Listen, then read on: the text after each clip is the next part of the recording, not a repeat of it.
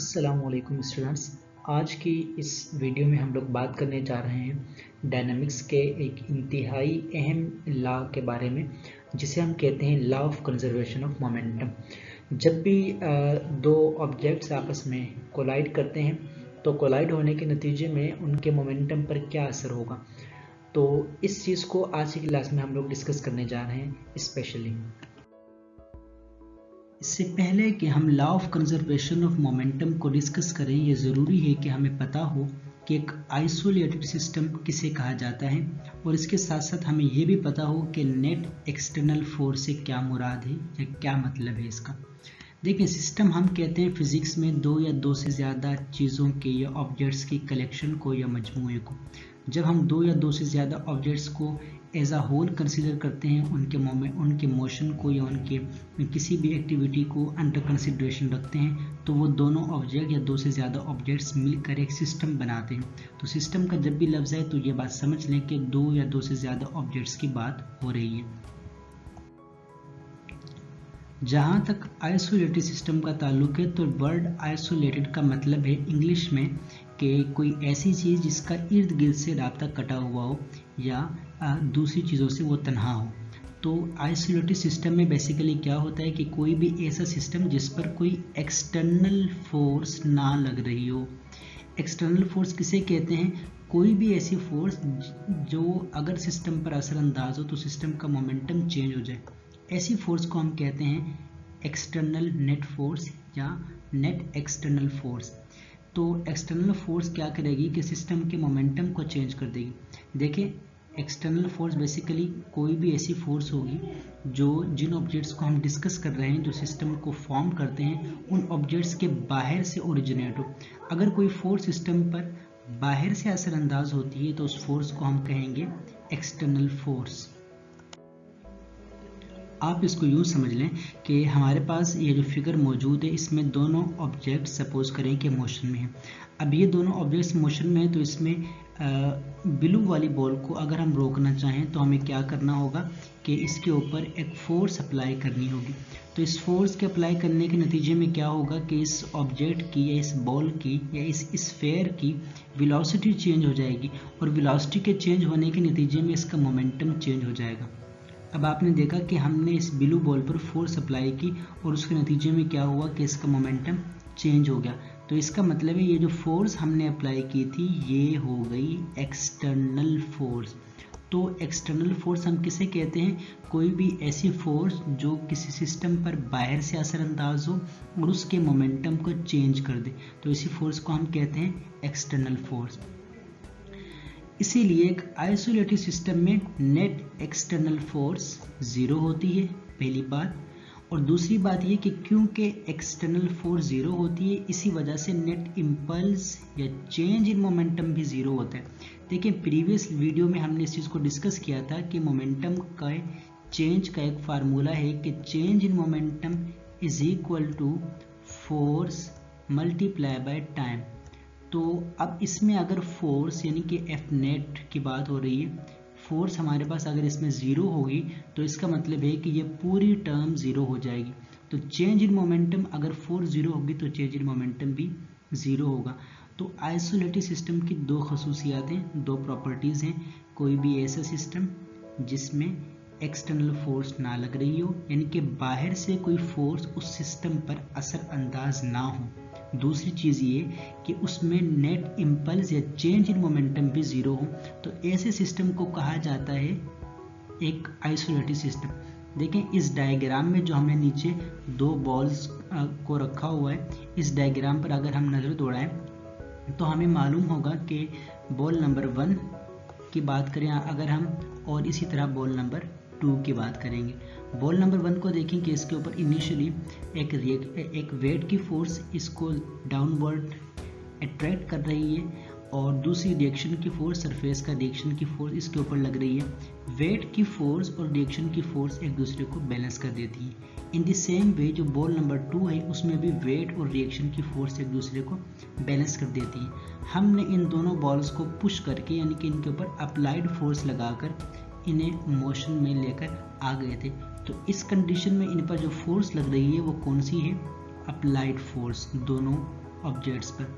अब ये दोनों ऑब्जेक्ट्स मूव कर रहे हैं। अब अगर हम इनको रोकना चाहें तो अब हमें इनके मोमेंटम को चेंज करना होगा, इनकी वेलोसिटी को चेंज करना होगा। और अगर हम इनको रोकना चाहें तो हमें एक्सटर्नल फोर्स लगानी पड़ेगी।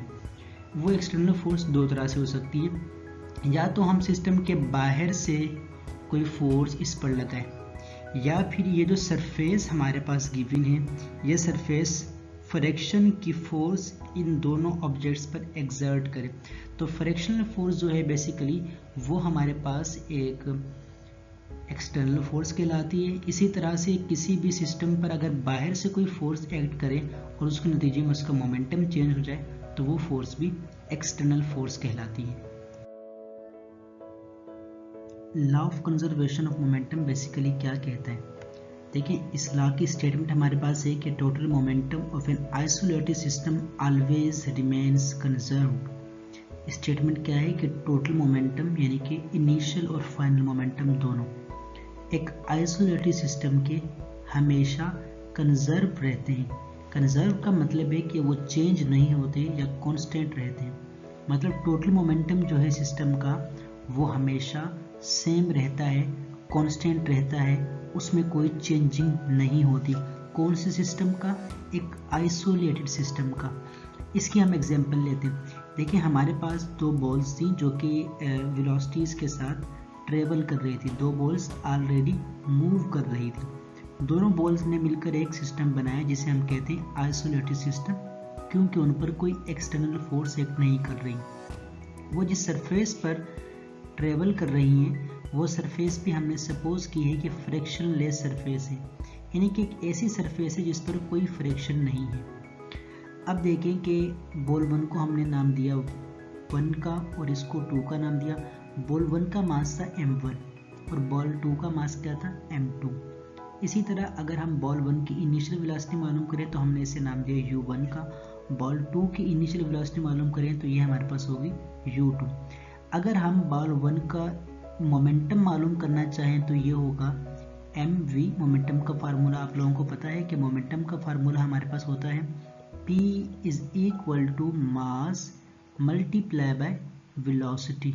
तो हमारे पास बॉल 1 का मोमेंटम कितना हुआ कि p1 = m1u1।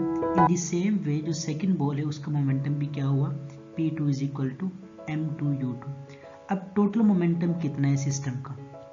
देखें, अभी तक बॉल आपस में टकराई नहीं है, तो हमने यहाँ पर लिखा है बिफोर कोलिजन, के टकराव से पहले।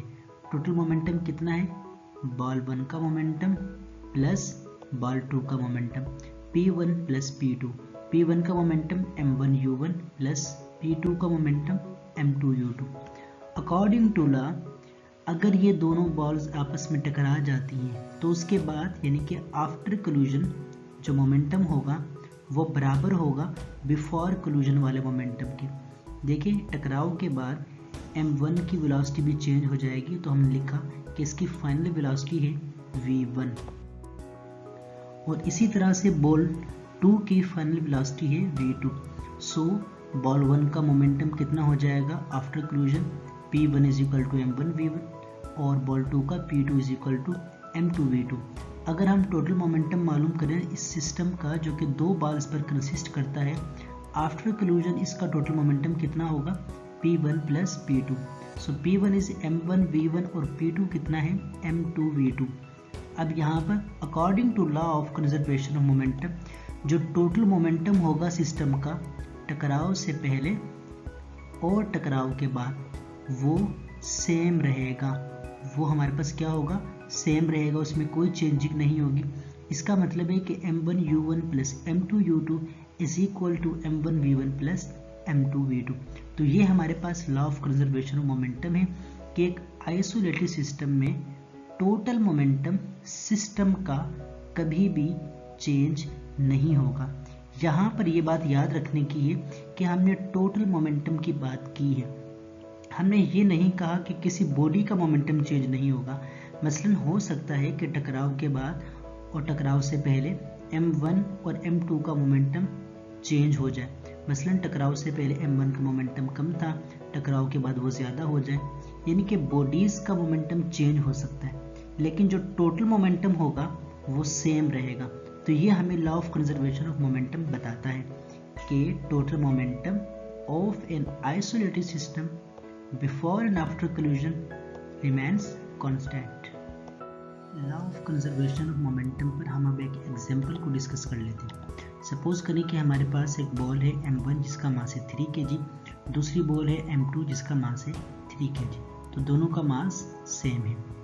बॉडी 1 की इनिशियल वेलोसिटी है 0 मीटर पर सेकेंड, मतलब ये बॉडी रेस्ट में है। बॉडी 2 यानी कि जिसका मास 3 kg है और कलर ब्लू है, उसकी इनिशियल वेलोसिटी है 12 मीटर पर सेकेंड, यानी कि ये ट्रेवल कर रही है। तो 12 मीटर पर सेकेंड की वेलोसिटी को मैंने एक एरो के साथ जाहिर किया है। इसका मतलब है कि ये ब्लू वाली बॉल जा रही है टुवर्ड्स लेफ्ट साइड पर। अब देखें, अगर हम बॉल 1 का इनिशियल मोमेंटम मालूम करें या मोमेंटम मालूम करें, तो मोमेंटम का फार्मूला है mass multiply by velocity. So m1 multiply by u1। m1 is the mass of the body and u1 is the velocity of the body. So mass 1 हमारे पास कितना था 3, सॉरी यहाँ पर 3 आएगा। सो 3 मल्टीप्लाई बाय, और velocity हमारे पास इसकी कितनी है 0। सो जब 3 को हम 0 से मल्टीप्लाई करेंगे तो बॉडी 1 का इनिशियल मोमेंटम हमारे पास आ जाएगा 0 न्यूटन सेकेंड। आपको पता है कि जब भी कोई चीज़ रेस्ट में होती है तो उसका मोमेंटम 0 होता है। इसी तरह से बॉडी 2 का मोमेंटम मालूम करेंगे तो बॉडी 2 के मोमेंटम का फार्मूला होगा mass multiply by velocity. So mass was 3 kg and velocity कितनी थी 12। So 12 3s are 36 newton second. So body 2 का जो टोटल मोमेंटम है वो कितना है 36 न्यूटन सेकेंड। अब हम इस पूरे सिस्टम का जिसको मैंने एक ब्लॉक में शो किया हुआ है, अगर टोटल मोमेंटम मालूम करना चाहें तो वो बॉडी 1 का मोमेंटम प्लस बॉडी 2 का मोमेंटम होगा। तो बॉडी 1 का मोमेंटम हमारे पास 0, बॉडी 2 का मोमेंटम हमारे पास 36 न्यूटन सेकेंड। तो 0 और 36 को जब हम ऐड करेंगे तो टोटल मोमेंटम जो आएगा इस सिस्टम का टकराव से पहले यानी कि कोलिजन से पहले वो होगा 36 न्यूटन सेकेंड। अब देखें, हमारे पास यही ऑब्जेक्ट्स जब टकरा जाते हैं तो क्या होता है। देखें, जब ये बॉल यानी कि m2 जब m1 से आकर टकराएगा तो ये रेस्ट में m1 और m2 मूव कर रहा है। तो इसके नतीजे में क्या होगा कि m1 और m2 अपनी वेलोसिटीज़ को एक्सचेंज कर लेंगे। टकराव के नतीजे में क्या होगा कि m2 जो है वो रेस्ट में आ जाएगा और m1 जो है वो 12 मीटर पर सेकेंड की स्पीड से ट्रेवल करना शुरू हो जाएगा। अब देखिए, अगर हम m1 का मोमेंटम कोलिजन के बाद यानी कि टकराव के बाद मालूम करें तो फार्मूला वही रहेगा मास मल्टीप्लाई बाय वेलोसिटी। इसका मास है 3 kg और इसकी वेलोसिटी कितनी हो गई है अब 12 मीटर पर सेकेंड। तो मोमेंटम कितना हो गया बॉडी 1 का, यहाँ पर आएगा बॉडी 1। सो बॉडी 1 का मोमेंटम हमारे पास हो जाएगा 36 न्यूटन सेकेंड। इसी तरह से अगर हम बॉडी 2 की बात करें तो बॉडी 2 का मोमेंटम क्या होगा m2v2। m हमारे पास 3 kg है और क्योंकि बॉडी 2 अब रेस्ट में आ गई टकराव के बाद तो इसकी वेलोसिटी 0 हो गई। 3 जब 0 से मल्टीप्लाई होगा तो हमारे पास सेकेंड बॉडी का मोमेंटम हो गया 0 न्यूटन सेकेंड। तो टोटल मोमेंटम जो है सिस्टम का वो कितना हो जाएगा 36 प्लस 0 इज 36 न्यूटन सेकेंड। अब यहाँ पर देखें कि आफ्टर कोलिजन मोमेंटम कितना आया हमारे पास 36 न्यूटन सेकेंड और बिफोर कोलिजन मोमेंटम कितना था 36 न्यूटन सेकेंड। यहाँ पर इस चीज़ को भी नोट करें कि टकराव से पहले m1 का मोमेंटम 0 था, लेकिन टकराव के बाद m1 का मोमेंटम कितना हो गया 36, और टकराव से पहले m2 का मोमेंटम 36 था, लेकिन टकराव के बाद m2 का मोमेंटम कितना हो गया 0। इसका मतलब है कि इंडिविजुअल बॉडी पर यानी कि इनफरादी तौर पर ऑब्जेक्ट्स के मोमेंटम में तब्दीली आ रही है, लेकिन जो टोटल मोमेंटम है 36 था पहले भी और अब भी 36 है, तो टोटल मोमेंटम में चेंजिंग नहीं आ रही। इंडिविजुअली अलग अलग तौर पर अगर हम देखें तो बॉडीज़ के मोमेंटम में चेंजिंग आ रही है, लेकिन एज अ होल पूरे सिस्टम के मोमेंटम में चेंजिंग नहीं आ रही, बल्कि वो कांस्टेंट है। इसी चीज़ का नाम law of conservation of momentum है। उम्मीद करते हैं कि आपको इस एग्जाम्पल के through law of conservation of momentum की बड़ी हद तक अंडरस्टैंडिंग मिल गई होगी कि law of conservation of momentum हमें यह बताता है कि एक आइसोलेटेड सिस्टम में कोलिजन से पहले और कोलिजन के बाद जो टोटल मोमेंटम है वो कंजर्व रहता है, वो कांस्टेंट रहता है, वो सेम रहता है।